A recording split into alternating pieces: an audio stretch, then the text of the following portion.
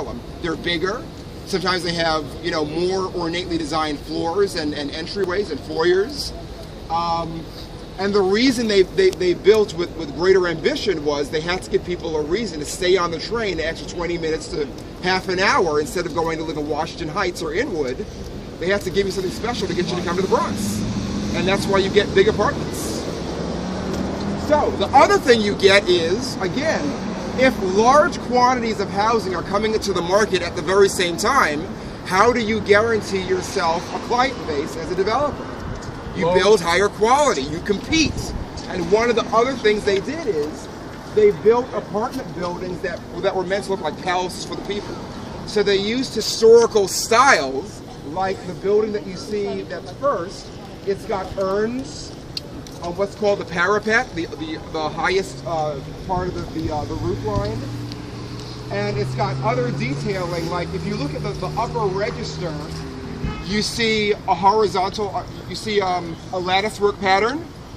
So those are all references to the Renaissance. And then when you get to the base layer, they even have what's called a balustrade. When we walk by, you'll be able to see it. So that's one style, Neo-Renaissance.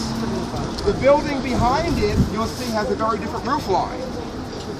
Even though it's purely ornamental, you see high-angled gabled roofs, which implies Tudor, T-U-D-O-R, architecture from England and Central Europe.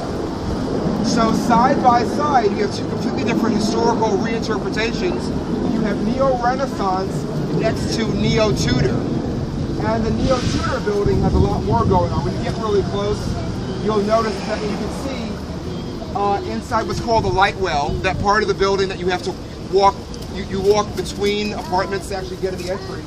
You see little slits that reference a castle.